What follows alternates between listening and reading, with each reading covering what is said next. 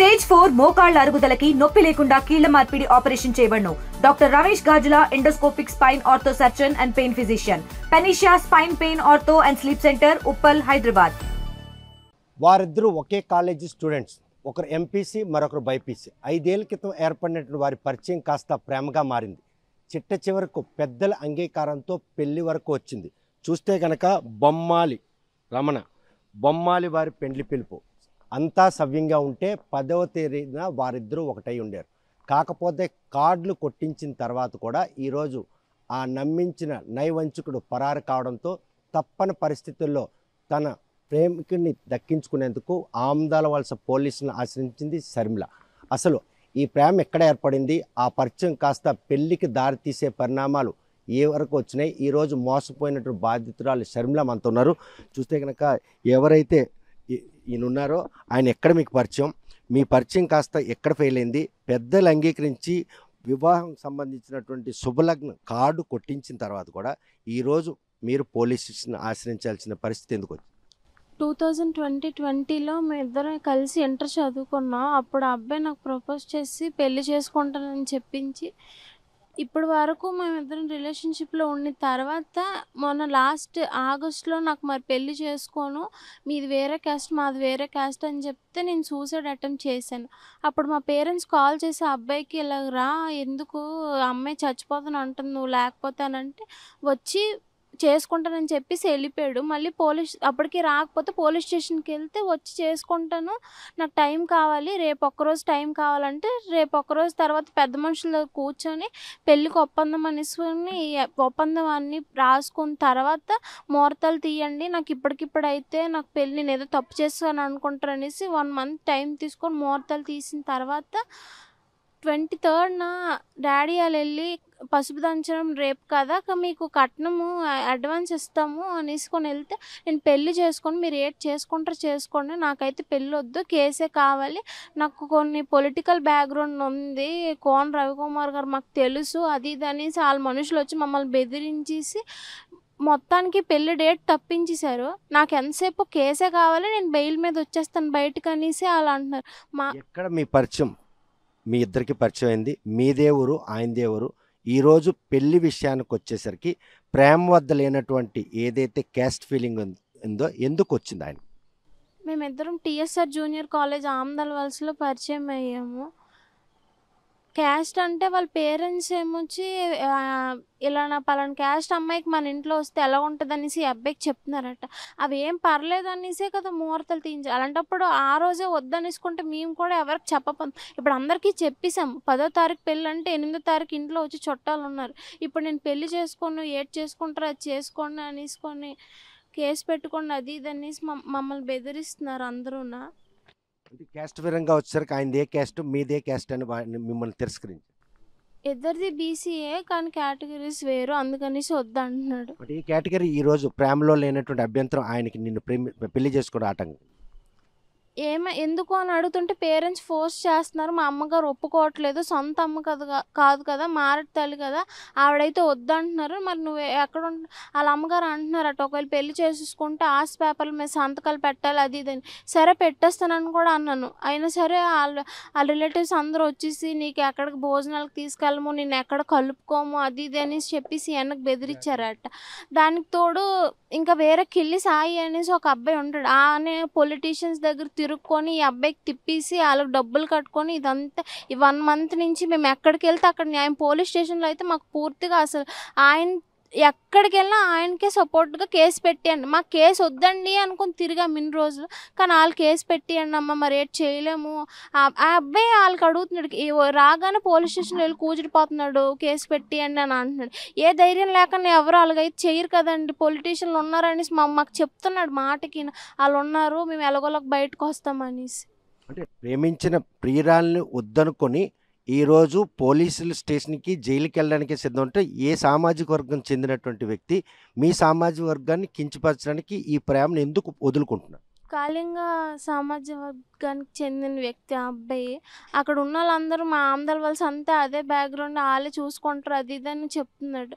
మరి అలా ఆ సపోర్ట్ ఇవ్వడం బట్టే ఆ అబ్బాయి అయితే వద్దు అంటున్నాడు. సో చివరికి చూస్తే కనుక పెళ్లి కార్డు కూడా కొట్టించారు. 10వ తేదీన పెళ్లి జరగాల్సి ఉంది. షర్మిల వెడ్స్ శరత్. ఈ 5 ఏళ్ళు పరిచయం ప్రేమ కాస్త పెళ్లి వరకు వచ్చి ఆగడానికి దారితీసిన పరిణామం కేవలం ఒక బలమైన సామాజిక వర్గం చెందిన ప్రియుడు కావడమే కారణం. అదే ఆ అబ్బాయి కాళింగ క్యాస్ట్, మీరు మాకన్నా తక్కువ క్యాస్ట్ అనేసుకొని ఎందుకు ఇంకా రీజన్స్ అడిగితే ఏది సరిపోదు అది దాన్ని ఏది సరిపోతే పెళ్లి చేసుకొని మా ఇంట్లో ఉంచాను అని కూడా మా పేరెంట్స్ అన్నారు. నీకు ఎప్పుడైతే ఏజ్ వస్తుందో అప్పుడు తీసుకో, అయినా సరే వద్దంటున్నారు. వాళ్ళకి ఓన్లీ క్యాస్ట్ ఫీలింగ్ ఏనండి, అంతకుమించి మరేం లేదు. అంటే ఏ తక్కువ చేసి మీ క్యాస్ట్ని ఈరోజు నిందించే పరిస్థితుల్లో తప్పించుకునేందుకు చేస్తున్న ప్రయత్నమా, లేకపోతే చిన్న సామాజిక వర్గం అన్నటువంటి దృక్పథంతోనే ఈరోజు ఆయన అలా బిహేవ్ చేస్తున్నాడు? అంటే రాజకీయ పలుకుబడి ఉందన్నటువంటి ఉద్దేశంతో 5 ఏళ్ళుగా నిన్ను ప్రేమించిన ప్రేమను కూడా పక్కన పెట్టు. తక్కువ క్యాస్ట్ అనేసేనండి. రాజకీయ నాయకులు వాళ్ళందరూ ఇన్వాల్వ్ అవ్వకపోతే ఆ అబ్బాయి అగ్రిమెంట్ రాసుకొని కట్నం ఇంత కావాలని వాళ్ళే అడిగారు. ఇంత 20 సెంట్ల భూమి, 4 లక్షలు కట్నం, 3 తులాలు బంగారం ఇస్తామని కూడా ఒప్పుకున్నాం. అయినా సరే నాకు క్యాస్ట్ ఒక్కటే అనేసుకొని వాళ్ళందరూ ఆ తక్కువ క్యాస్ట్ అమ్మాయికి ఎందుకు అనేసుకొని వాళ్ళు ఈ అబ్బాయికి ఫోర్స్ చేయడం వల్ల మరి వాళ్ళందరూ మేము ఉన్నాము ఎలాగోలా మేము చూసుకుంటామని సపోర్ట్ ఇచ్చిన తర్వాత వద్దన్నాడు. కానీ ముందైతే మాత్రం చేసుకుంటున్నానే చెప్పాడు. పెద్ద మనుషుల దగ్గర చెప్పేసి అగ్రిమెంట్లో సంతకాలు వాళ్ళ పేరెంట్స్ అందరూ పెట్టారు. కానీ ఇప్పుడైతే వద్దంటున్నాడు. వెడ్డింగ్ కార్డు కొట్టించిన తర్వాత పెళ్ళి ఆగిపోయింది. పెళ్ళి ఆగిన తర్వాత పోలీస్ స్టేషన్లో ఆశ్రయించావా, లేకపోతే ముందు ఆశ్రయించావా? ముందే ఆశ్రయించాను కానీ అక్కడైతే రెస్పాన్స్ లేదండి. 23rd నుంచి వెళ్తున్నాం కానీ ఇప్పటి వరకు అసలు పూర్తిగా పట్టించుకోవట్లేదు.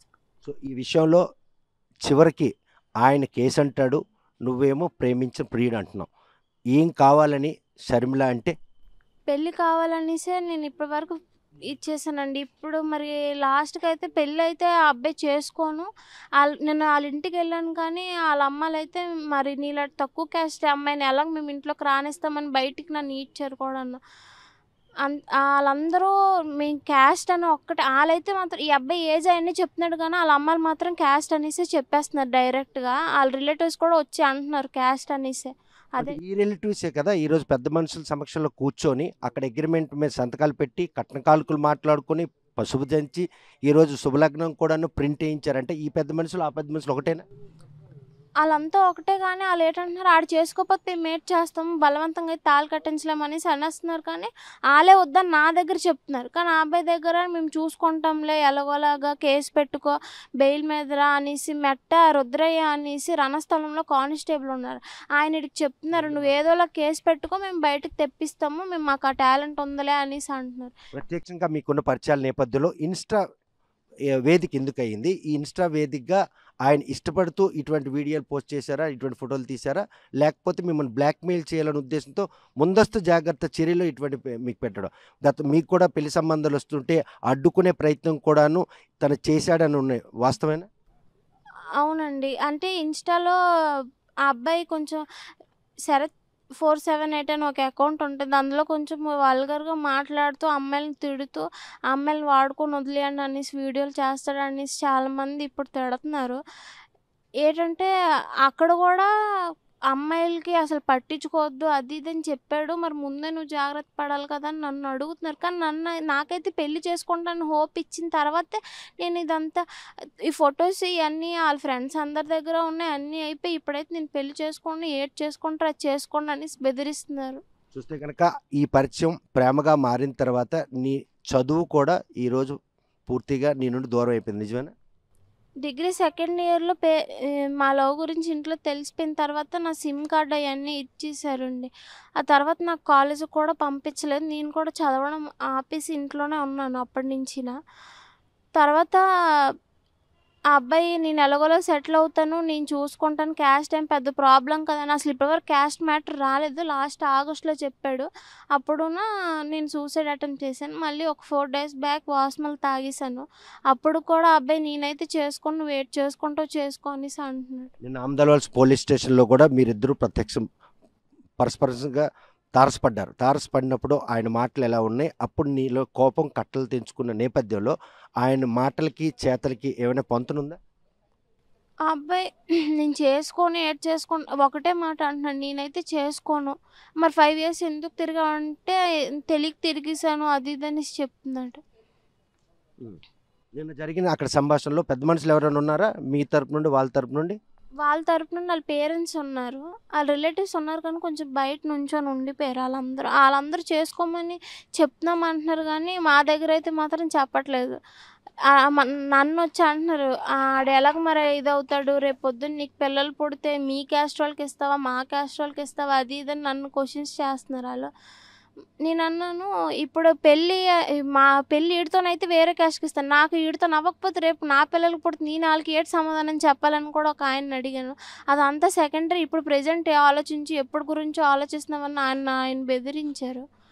ఇవన్నీ ఆ అబ్బాయికి అడుగుతుంటే నాకైతే పెళ్ళి ఇష్టం లేదు, నువ్వు ఏడ్ చేసుకుంటావు చేసుకోని మాత్రం చెప్తున్నాడు. ఈ పరిణామాల నేపథ్యంలో శరత్ కావాలని కోరుకుంటున్నావా, లేకపోతే శరత్ సమస్య నుండి బయటపడాలని కోరుకుంటున్నావు? శరత్ కావాలని కోరుకుంటున్నానండి. చూస్తే కనుక తోటి క్లాస్మేట్తో 5 ఏళ్ళుగా ప్రేమించుకున్నటువంటి షర్మిల మాత్రం ఈరోజు పెద్దల సమక్షంలో ఆహ్వానం కార్డు కూడా ప్రింట్ అయిన తర్వాత కూడాను సవ్యంగా జరిగితే 10వ తేదీన ఈ నెల పెళ్లి కావాల్సింది.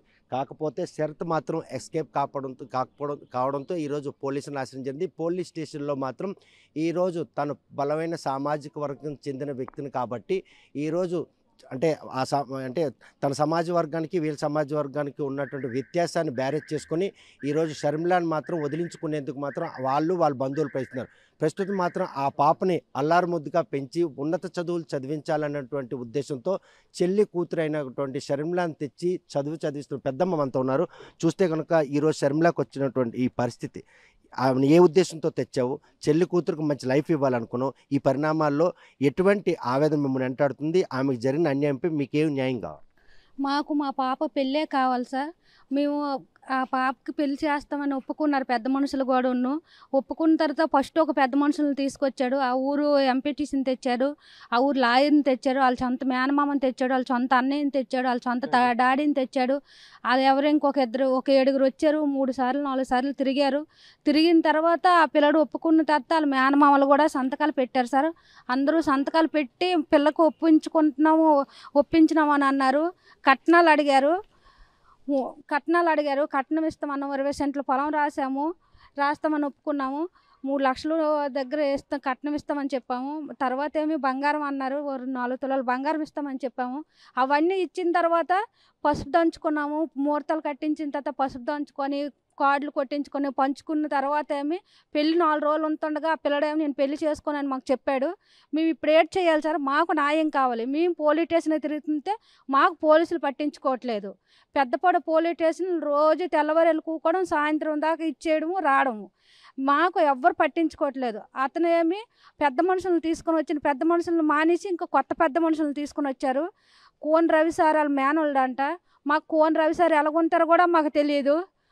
మెట్టసీన్ అంట, చైతన్య, పెద్ద పురుషోత్తరము సాయి, కిల్లి సాయి, ఆ అబ్బాయి ఒకడు, వీళ్ళందరూ వచ్చి మమ్మల్ని జడిపిస్తున్నారు.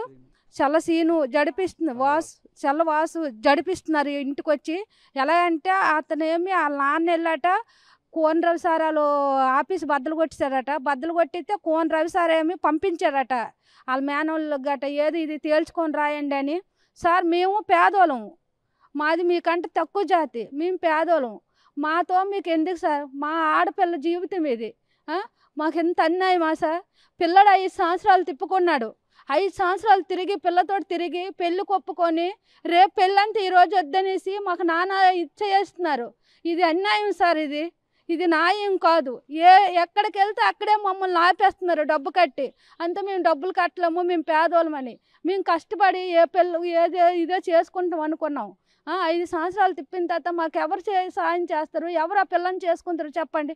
మాకు న్యాయం కావాలి, మాకు పెళ్ళి కావాలి, మాకు కేసులు వద్దు, డబ్బు వద్దు, మాకు ధనం వద్దు, మా పిల్ల న్యాయం కావాలి, మా పిల్లకి పెళ్ళి కావాలి. కోన్ సార్ మీకు ఇదే చెప్పడం సార్, కోన్ రవి సార్ మీకు ఇదే చెప్పడం, మేము పేదోళ్ళము, మాకు ఏడు తెలియదు, మాకు ఏడు తెలియని వాళ్ళకు రోడ్డు ఎక్కించాడు ఆ పిల్లడు. మేము ఏదో పని పాట చేసుకొని బతికిన వాళ్ళము. చదువుతున్న పిల్లడు చదువు కూడా ఆపించేసి మమ్మల్ని నాన్న సంకలు నాకిస్తున్నారు. ఇప్పుడు సంబంధాలు కూడా చెడగొట్టించాడు. సొంత మా మేనోళ్ళు చేసుకుందామంటే మా మేనోళ్ళకి ఫోటోలు కట్టి ఇచ్చేసి మెసేజ్లు పెట్టి ఆపేశాడు. మా పిల్లని ఎవరు ఇప్పుడు ఇచ్చేసుకుంటారు సార్, ఇది అన్యాయం సార్. మీ పేరు చెప్పి మీకు చెడ్డ పేరు తెస్తున్నారు వాళ్ళు. మీ పేరు చెప్పి బయటనేమో ఆ పిల్లని జీవితం నాశనం చేసేస్తున్నారు. మీ దగ్గరికే రావాలనుకున్నాము. మీరు ఎంత ఆలోచించి మా పిల్లని ఎంత న్యాయం చేస్తారు మీరే చెయ్యాలి సార్. ఇది అన్యాయం సార్, ఇది న్యాయం అయితే కాదు. మీ పేరు వాడుకొని మా పిల్ల జీవితం నాశనం చేస్తున్నారు. మేము 10 మంది చెప్పుకున్నాము. ఆ 10 మంది కూడా మొన్న ఇచ్చేస్తుంటే 10వ తారీఖు నాకు ఫోన్లు చిచ్చులు గట్ట ఆఫీసు మేము ఇంట్లో కూకొని మీద తామని మా పెద్ద అబ్బాయి ఇలా పని చేయొద్దు, ఏదో మనం సాధించదాం కానీ ఆపాడు. మేము కూడా చూసాం సార్. ఇది అన్యాయం సార్, ఇది న్యాయమైతే కాదు. చూడండి ఫోటోలు చూడండి, పిల్లవి ఇవి చూడండి. ఇంత అబద్ధాలు ఆడుతావురా చెప్పండి ఒక్కసారేనా? ఆ పిల్లడి సంతకాలు చూడండి, పెద్ద మనుషుల సంతకాలు చూడండి. మేము ఇస్తామని డబ్బులు ఇవి కాగితాలు కూడా చూడండి. మేము ఏ రేట్ ఇస్తామని అవన్నీ కూడా మేము రాసుకున్నాము. పోలీస్ స్టేషన్ పెద్దపాడు పోలీస్ స్టేషన్లో ఇచ్చాము. పెద్దపాడు పోలీస్ స్టేషన్లో కూడా ఇచ్చాము. ఆ సార్ ఏమి ఫస్ట్ అంతా మాదుక్కే మాట్లాడినారు. తర్వాత కేసు పెట్టియమ్మా అని అంటున్నారు. మేము కేసు పెట్టుకొని పిల్లని తీసుకెళ్ళి మేము ఏడ్ చేసుకోవాలా చెప్పండి? ఈ 5 సంవత్సరాలు ఆడు వాడుకొని తిప్పుకొని అప్పుడు క్యాస్ట్ ఫీలింగ్ లేదా ఆడికి? అప్పుడు క్యాస్ట్ ఫీలింగ్ లేదా? ఇప్పుడు క్యాస్ట్ ఫీలింగ్ వచ్చిందా చెప్పండి? ఇది అన్యాయం కాదా? ఇది న్యాయమా? ఇది చెప్పండి సార్ మీరు ఒకసారి మీరేని. చాలా పొరపాటు పనులు ఇవి. చూడండి ఏమంటే మీ పేరే ఎత్తుతున్నారు వాళ్ళు. అక్కడ మీ పేరు ఎత్తే మా వెళ్ళమంటే వెళ్ళానని అంటున్నారు. అతను మెట్ట చైతన్య మీరు మా వెళ్ళమంటే నేను వెళ్ళాను. అద్దాలు గట్ట బద్దలు కొట్టేస్తున్నాడు. తాగేసి వచ్చి ఇప్పుడు ఈ పెళ్లి కొడుకు వాళ్ళ నాన్నట తాగేసి వచ్చి మీ ఆఫీస్ అద్దాలు గట్ట బద్దలు కొట్టిస్తేనే వచ్చినని అన్నారు సీఎం సారు. ఇది అన్యాయం సార్, ఇది చాలా అన్యాయం. చూస్తే కనుక తన చెల్లి కూతురుకు జరిగినటువంటి ఈ అవమానంపై మాత్రం ఈరోజు పెంచిన తల్లిగా మదన పడుతుంది. 5 ఏళ్ల పాటు తన కూతురును అనుభవించినటువంటి శరత్ చేసినటువంటి ఈ పరిణామాన్ని మాత్రం ఈరోజు పూర్తి స్థాయిలో తీవ్రంగా ఖండిస్తున్నారు. ఏదైతే ఆమదాలవలస నియోజకవర్గానికి చెందినటువంటి శరత్ ఆ నియోజకవర్గానికి ప్రాతినిధ్యం వహిస్తున్నటువంటి కోన రవికుమార్ వర్గీయులు ఈరోజు అడుగడుగున ఆటంకం కల్పిస్తూ షర్మిలాను మాత్రం శ్రావణకు దక్కకుండా చేసేందుకు ప్రయత్నిస్తున్న రాజకీయ రంగు పులుముకుంటున్నటువంటి ఈ పెళ్లి వ్యవహారంలో మాత్రం అగ్రకులానికి సంబంధించినటువంటి వాళ్ళం ఈరోజు అణగారిన కులాలకు సంబంధించిన వారిగా పరిణామాలు తీసుకుంటూ ఒకే కేటగిరీ చెందిన కూడాను ఆమెకి కేవలం సామాజిక వర్గం ఒక మచ్చ చూపించి ఈరోజు ఆమెను విడిచిపెట్టేందుకు మాత్రం శరత్చంద్ర చేస్తున్నటువంటి ఈ ప్రయత్నం విషయంలో మాత్రం తమ కూతురికి న్యాయం జరగాలి. 5 ఏళ్ల పాటు తమ కుటుంబాలందరిలో కూడాను ఆవేదన మిగిలించినటువంటి ఈ పరిణామాలు కూతురు విషయంలో జరిగినటువంటి ఈ ఏదైతే అవమానం ఉందో దీనిపై తండ్రి కూడా ఎటువంటి అలుపెరగని పోరాటం చేస్తున్నా అడిగి తెలుసుకుందాం. చూస్తే కనుక చదువుతున్న కూతురుని చదువు మాన్పించేశావు, ఎవరి వల్ల మాన్పించేశావు? కేవలం ప్రేమిస్తుందన్నటువంటి ఒక ఆవేదన మాన్పించడం జరిగిందా, లేకపోతే ఆయన ప్రభావం వల్ల ఈరోజు మారడం జరిగింది? నాకు పాప ఇంటర్మీడియట్ చదివినప్పుడు తెలిసింది సార్. తెలిసిన తర్వాత నేను అబ్బాయి నాకు ఫోన్ చేసి అంకుల్ మీరు పిల్లకి సంబంధాలు చూస్తానని తెలిసింది, మీరు సంబంధాలు ఏం చూడొద్దు, నేను పెళ్లి చేసుకుంటాను, మా అమ్మ మా నాన్నకి ఒప్పించి నేను పెళ్లి చేసుకుంటున్నాను అంకుల్, మీరు సంబంధాలు చూడొద్దని చెప్పాడు. పోనీ అక్కడ వరకు వద్దునా, మీరు మాది వేరు క్యాస్ట్లు కదా, ఈ సంబంధాలు మాకు సెట్ అవ్వు, మేము మాకు బయటికి లాక్కని చెప్పినప్పటికీ ఏదేమైనా నేను చేసుకుంటున్నానేసి ఆ వచ్చిన పెళ్లి కొడుకులకి మెసేజ్లు పెట్టి ఆ సంబంధాలు మొత్తం చెడగొట్టాడండి. 5 సంబంధాలు నేను చూశాను. 5 సంబంధాలు కూడా చెడగొట్టాడు. ఆ పాపని ఏంటంటే ఇప్పుడు ముహూర్తాలు తీశారు, పోలీస్ స్టేషన్కి వెళ్ళాం, ముహూర్తాలు తీసాము, పెద్ద మనుషుల సమక్షంలో ఒప్పుకున్నాడు, డాక్యుమెంట్స్ రాయించుకున్నాడు.